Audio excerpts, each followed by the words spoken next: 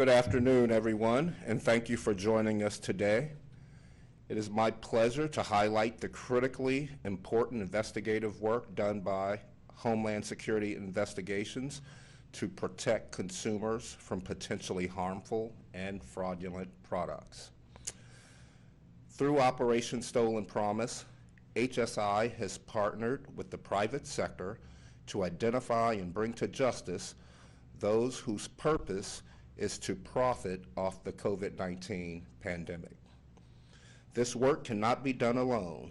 Alongside partners like 3M, we continue to work to keep harmful products out of the stream of commerce and out of consumers' hands. Secretary Mayorkas, it is an honor to have you here today, sir, to recognize this very important work.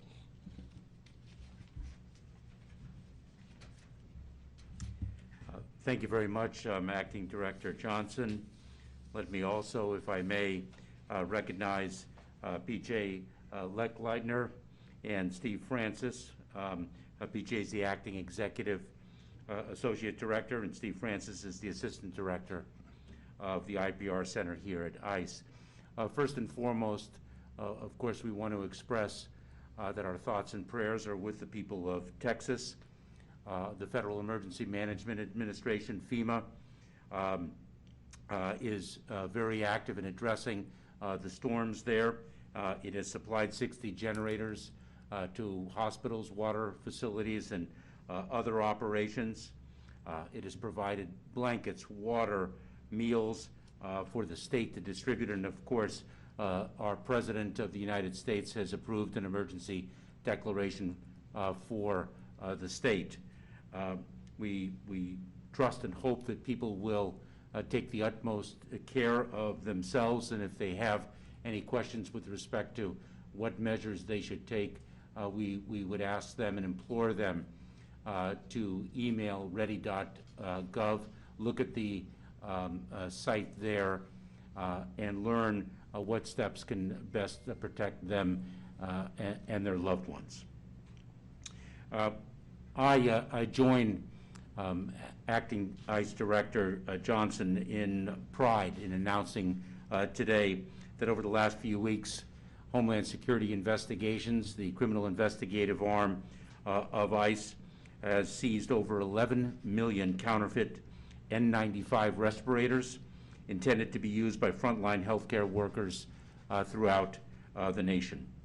That includes a seizure earlier today with special agents of Homeland Security investigations, or HSI as it is commonly known, of seizing more than 1 million counterfeit masks as part of an ongoing investigation into a criminal enterprise distributing counterfeit masks throughout the United States.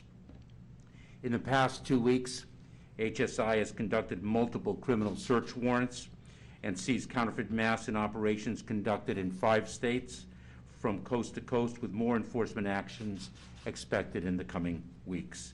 These seizures illustrate the ongoing efforts of HSI, our partner agency within the Department of Homeland Security family, U.S. Customs and Border Protection, and private industry as a partner in keeping our communities and medical staff safe and free from counterfeit products.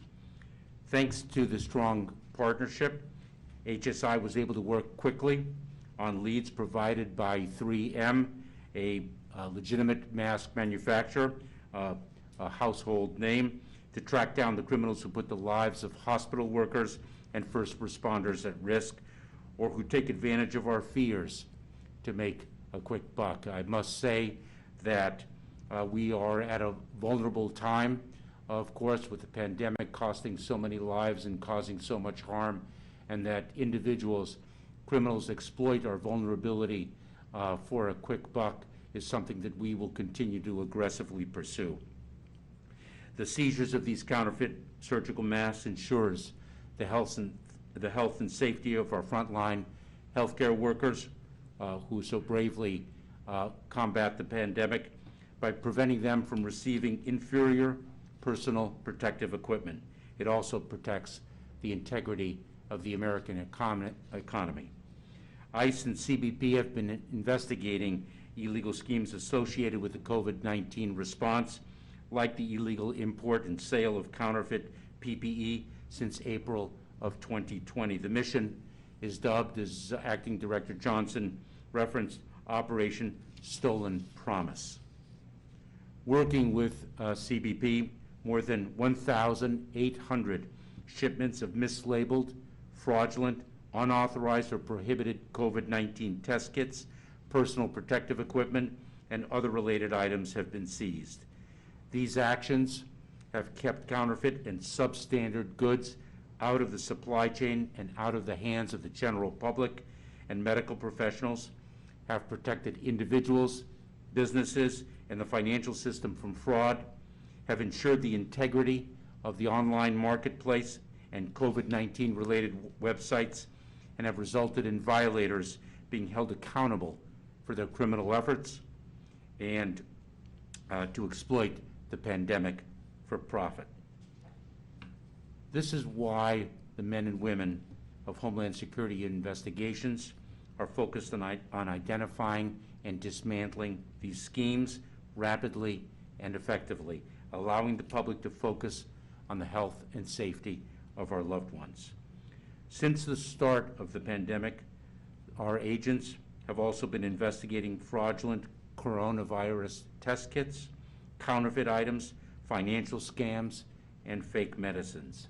We just implore the public to be aware of websites or individuals selling products claiming to prevent, treat, diagnose, or cure COVID-19.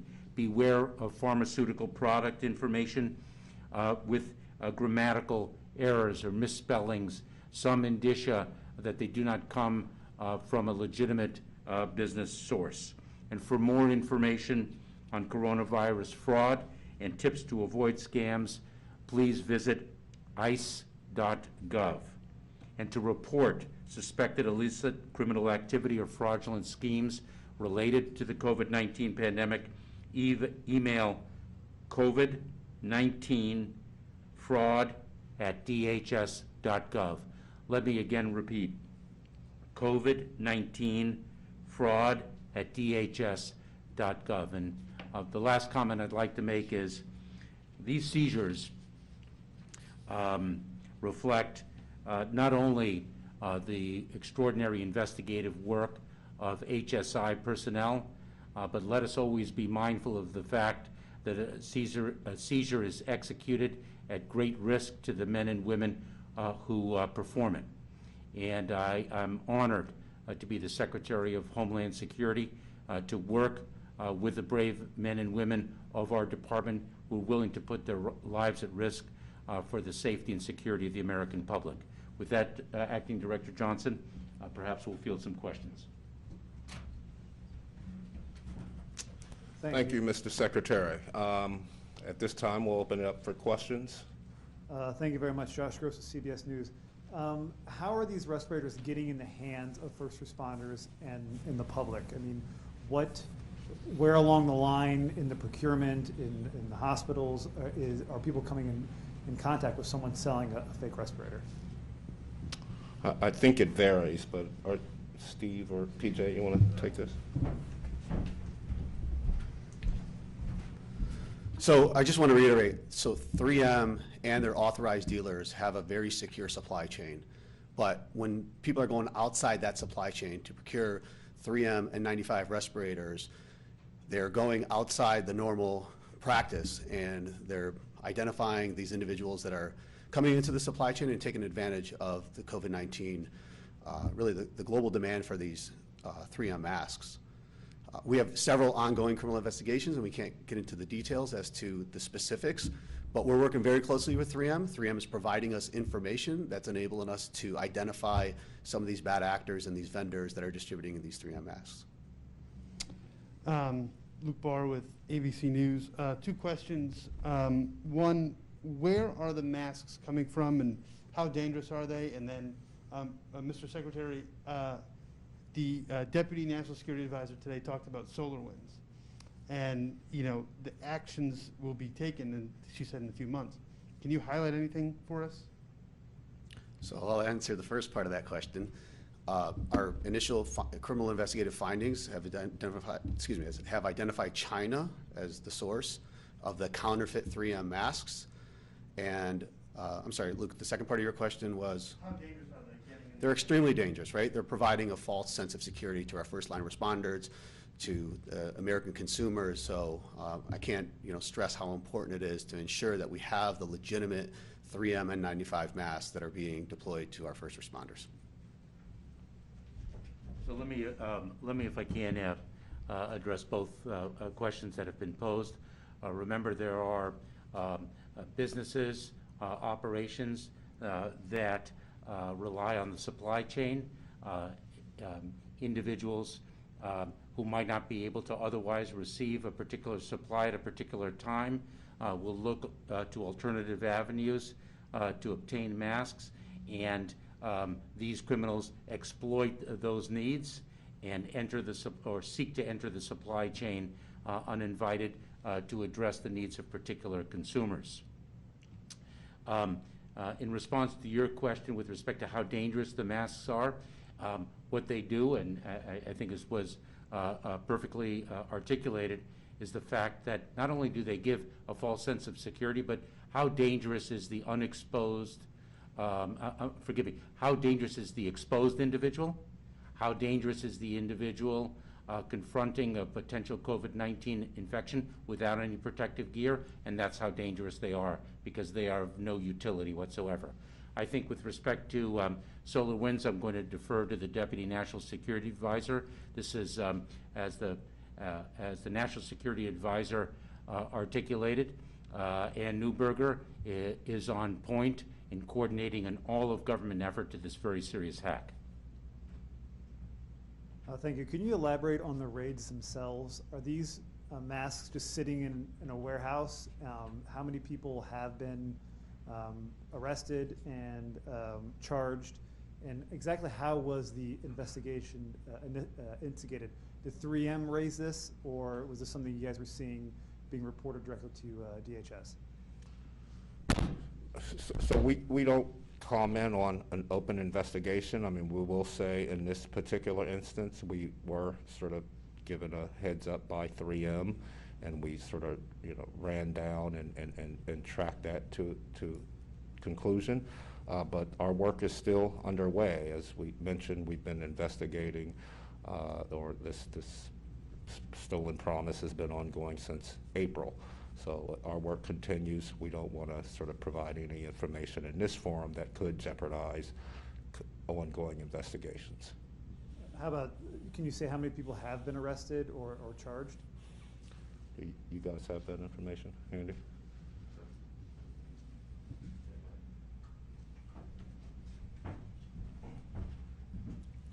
So, as Mr. Johnson reiterated, they're ongoing investigations. We are working with the Department of Justice. So at this time, HSI is the criminal investigative agency. We're providing our findings to the Department of Justice, and they'll make a determination on the prosecution of the investigations. Because I'm pool for this, go ahead. I have, the other reporters are sending me questions, so I have several. How has the fraud related to COVID-19 changed through the pandemic? Is masks just the latest? Are there other things beyond tests, and are you worried about fraudulent vaccines, stuff like that? Yes, it runs the gamut. It's everything from the CARES Act funding to tests to masks. I think the entire spectrum. PJ, you want to add? Thank you. We've seen the entire spectrum. It started off with in April of 2020 with targeting the fraudsters as it relates to the trade, so the trade and the finance with the financial schemes, and then the people trying to prey on individuals, and we've seen that morphed into like now fraudulent vaccines. So any avenue where the criminal enterprises can basically see an entree to either make some money or defraud some individuals is where we're seeing it. So it's across the programmatic spectrum. We're seeing this across all of our trade programmatic areas, in our illicit finance areas, across the spectrum of our enforcement activity. I think it's also, if I may, it's also important to underscore the fact that there are trusted partners, bless you, there are trusted partners that distribute vaccines. There are trusted partners that manufacture and distribute legitimate masks, and we need to protect ourselves. It has been frequently articulated. This is the best way to beat the pandemic. Wear a mask, distance socially, get vaccinated. Obviously, I think everyone appreciates the all-of-government leadership that the President has demonstrated in terms of the vaccination effort and the extraordinary ambitions that he's articulated. We must take the precautionary measures that are incumbent upon us to take to beat this pandemic and put it behind us. But at the very same time, we have to be wary of illegitimate sources and illegitimate efforts. I have a question that was emailed to us from Colleen Long with the Associated Press. She asks, can you be more specific about the states where the fraud took place, and can we expect criminal charges?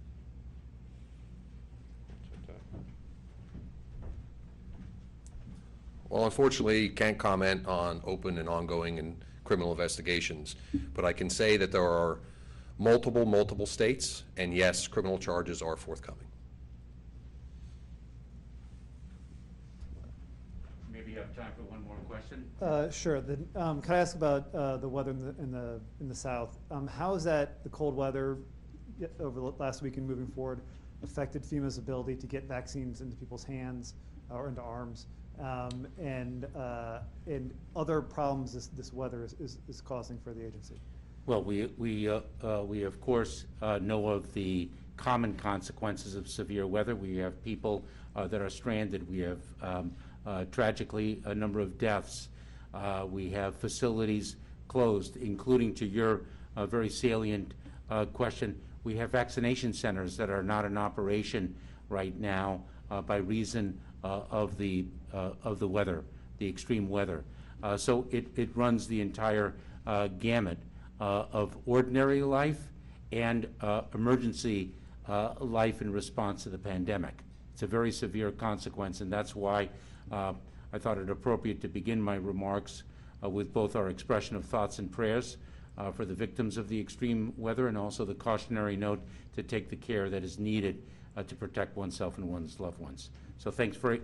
You have a follow-up, and then is there a threat that some vaccines may go unused or spoil? I really don't have that granularity of information. We're taking all steps, as well as I'm quite confident our state and local partners are taking all steps to protect vaccines and their utility, especially in this acute environment. So thank you all very much, and again, my appreciation to the men and women of Homeland Security investigations and our partners who made this possible. Thank you.